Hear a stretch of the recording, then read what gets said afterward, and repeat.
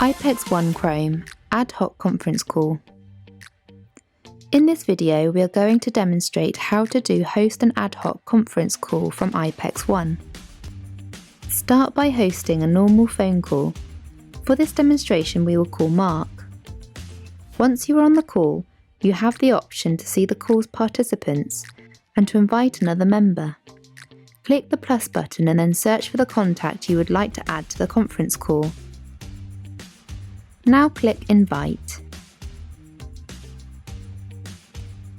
Tom has now accepted the call.